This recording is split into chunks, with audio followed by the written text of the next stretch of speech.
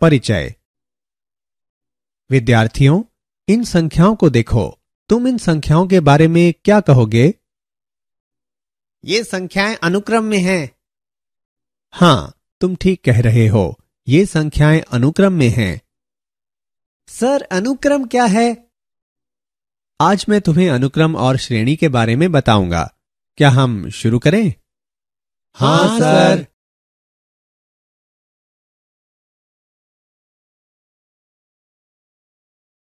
उद्देश्य। इस पाठ के अंत में आप निम्न करने में सक्षम हो जाएंगे: अनुक्रम को समझना, अनुक्रम के व्यापक पदों को समझना, परिमित और अपरिमित अनुक्रम को समझना, श्रेणी, सीरीज और श्रेणी, प्रोग्रेशन को समझना, समांतर श्रेणी को जानना, समांतर श्रेणी के गुणों को समझना, समांतर श्रेणी के n पदों का योगफल निकालना, समांतर माध्य निकालना।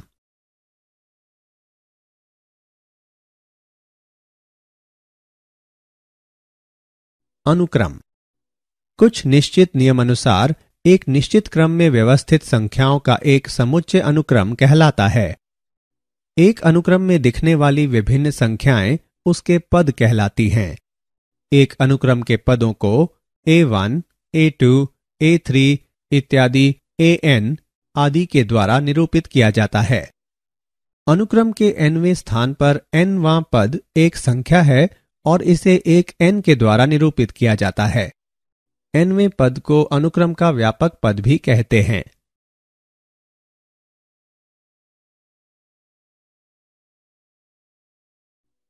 अपरिमित या परिमित।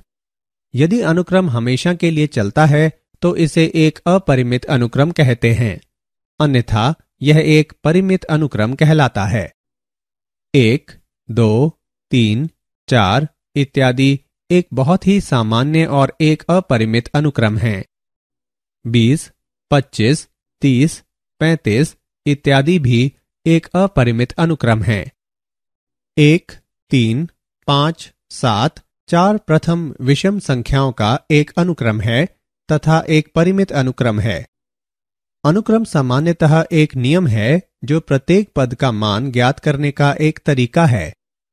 उदाहरण: अनुक्रम 3, 5, 7, 9 इत्यादि 3 से शुरू होता है और हर पद 2 अधिक है। एक अनुक्रम को हम एक फलन के रूप में ले सकते हैं जिसका प्रांत प्राकृत संख्याओं का समुच्चय हो अथवा उसका उपसमुच्चय 1, 2, 3 इत्यादि के प्रकार का हो। कभी कभी हम फलन के संकेत an के लिए an का उपयोग करते हैं।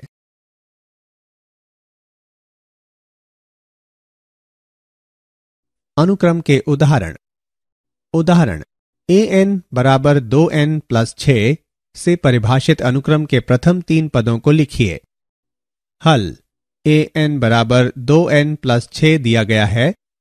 n बराबर 1, 2, 3 रखने पर हम पाते हैं A1 बराबर 2 गुणा 1 प्लस 6 बराबर 8, A2 बराबर 10, A3 बराबर 12। इसलिए वांछित पद 8, 10 तथा 12 हैं।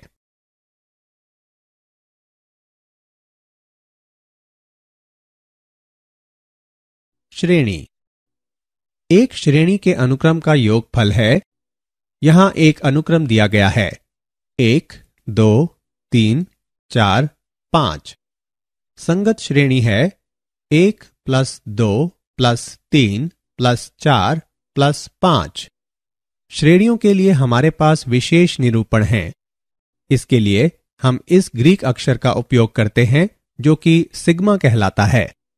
यह ग्रीक वर्णमाला में एक S है। योगफल को दर्शाने के लिए इसे एक S के रूप में लिखा जाता है। हमारी श्रेणी में 5 पद हैं: 1 प्लस 2 प्लस 3 प्लस 4 प्लस 5। यहां आधिकारिक निरूपण है: k का मान k बराबर 1 से 5 तक का योग। अतः इस अनुक्रम के लिए जिसका nवां पद an बराबर n द्वारा दिया गया है, दिए गए अनुसार योग प्राप्त किया जा सकता है अतः श्रेणी का योग है 15।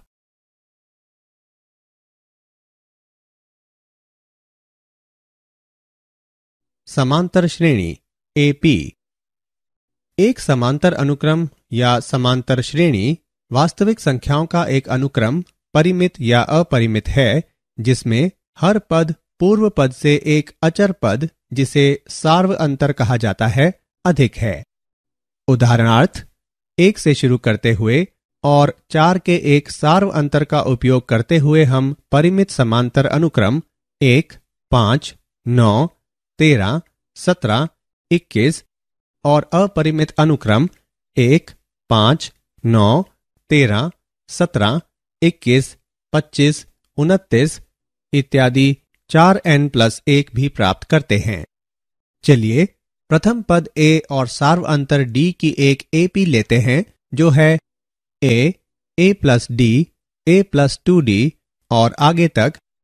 तब nवां पद जो कि AP का एक सामान्य पद है an बराबर a+n-1d और l बराबर a+n-1d जहां l एक अंतिम पद है, अथवा Sn बराबर n/2 गुणा a+l जहां Sn एक AP के n पदों का योगफल है।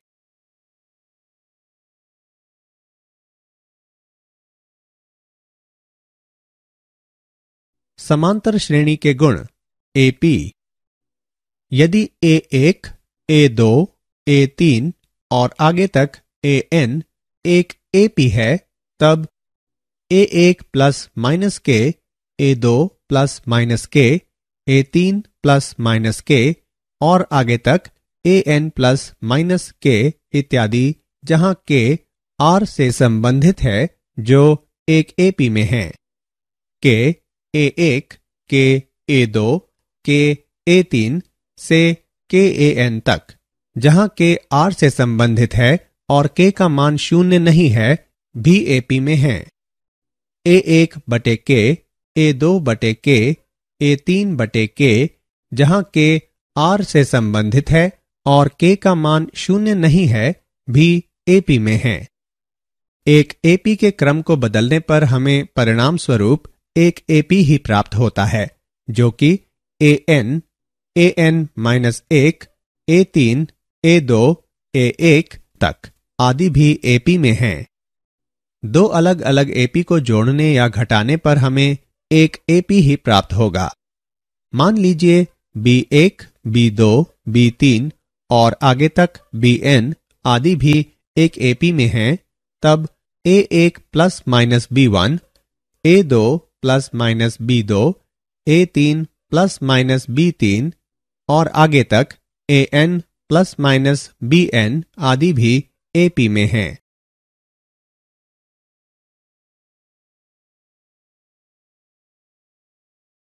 समांतर श्रेणी का उदाहरण AP।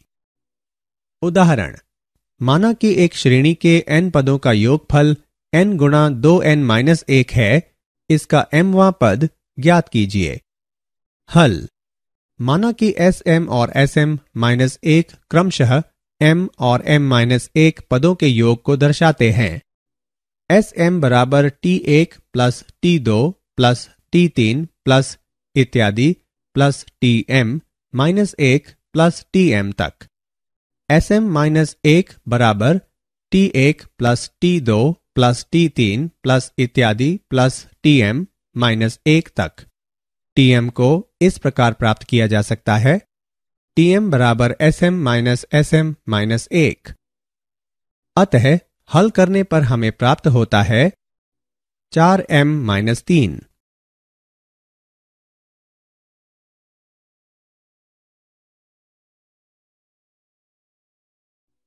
उदाहरण, यदि एक AP में प्रथम और द्वितीय पद क्रमशः 1 और -3 हैं, तब इसका nवां पद और n पदों का योगफल ज्ञात कीजिए। हल, माना कि प्रथम पद बराबर a, दूसरा पद बराबर a प्लस d है, जहां a बराबर 1, a प्लस d बराबर -3, अर्थात d बराबर -4। इसका अर्थ है कि an बराबर a plus n minus 1 d, जो कि 1 plus n minus 1 into minus 4 बराबर 5 माइनस 4n के बराबर है, और Sn बराबर n बटे 2 गुणा a प्लस an बराबर n बटे 2 गुणा 1 प्लस 5 माइनस 4n।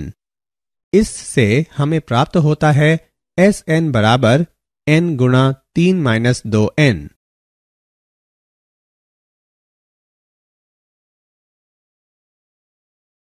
समांतर माध्य। समांतर माध्य, जिसे प्रायः औसत या माध्य भी कहते हैं, संग्रह के आंकड़ों की एक केंद्रीय प्रवृत्ति है जिसे संग्रह के आंकड़ों के योगफल में आंकड़ों की संख्या के भाग द्वारा प्राप्त किया जाता है। माध्य बराबर अवयवों का योगफल बटे अवयवों की संख्या बराबर a1 plus a2 plus a3 plus इत्यादि प्लस an बटे n तक।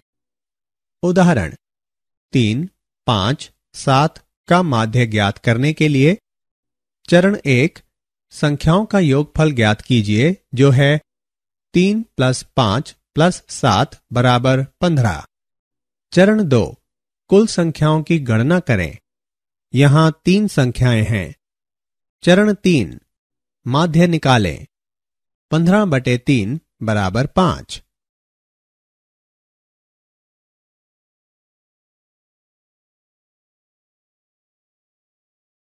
समांतर माध्य का उदाहरण। यदि 6 समांतर माध्यों को 1 और 9 बटे 2 के बीच में लिखा जाए, तब चौथे समांतर माध्य का मान ज्ञात कीजिए। हल। माना कि a1, a2, a3, a4, a5, a6 6 समांतर माध्य हैं। इसका अर्थ है कि 1, a1, a2 इत्यादि a6 9 बटे 2 AP में होंगे। अब 9 बटे 2 बराबर 1 प्लस 7D, अतः 7 बटे 2 जो कि 7D के तुल्य है, अर्थात D बराबर 1 बटे 2। अतः A4 बराबर 1 प्लस 4 गुणा 1 बटे 2 बराबर 3।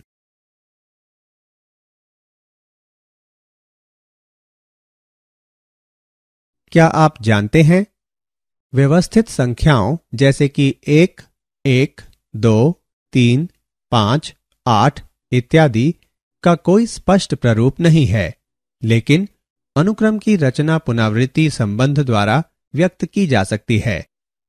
a1 बराबर a2 बराबर 1, a3 बराबर a1 प्लस a2, an बराबर an minus 2 plus an minus 1, n का मान 2 से अधिक है। इस अनुक्रम को फिबोनाची अनुक्रम कहते हैं।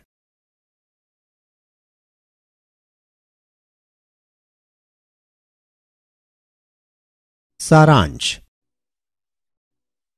आइए हमने जो कुछ सीखा है उसे संक्षेप में दोहराएं। अनुक्रम से हमारा तात्पर्य है किसी नियम के अनुसार एक परिभाषित निश्चित क्रम में संख्याओं की व्यवस्था। इसके अतिरिक्त हम एक अनुक्रम को एक फलन के रूप में परिभाषित कर सकते हैं जिसका डोमेन प्राकृत संख्याओं का समुच्चय हो अथवा उसका उपसमुच्चय 1, 2, 3 के प्रकार का हो। वे अनुक्रम जिनमें पदों की संख्या सीमित होती है परिमित अनुक्रम कहलाते हैं। यदि कोई अनुक्रम परिमित नहीं है तो उसे अपरिमित अनुक्रम कहते हैं। मान लीजिए a1, a2, a3 इत्यादि एक अनुक्रम है, तो a1 plus a2 plus a3 plus इत्यादि के रूप में व्यक्त किया गया योग श्रेणी कहलाता है। जिस श्रेणी के पदों की संख्या सीमित होती है उसे परिमित श्रेणी कहते हैं।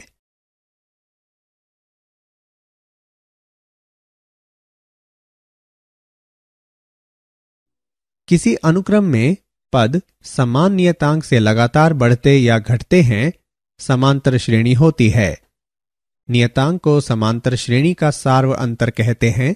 सामान्यतः हम समांतर श्रेणी का प्रथम पद a सार्व अंतर d तथा अंतिम पद l से प्रदर्शित करते हैं।